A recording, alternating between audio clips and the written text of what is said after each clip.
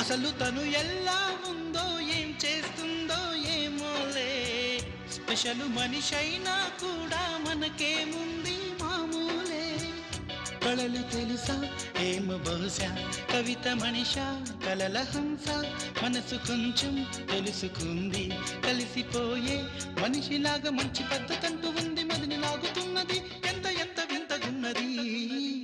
వెన్నెల్లో hi hi మల్లెల్లో hi hi వరాల జల్లే కురిసే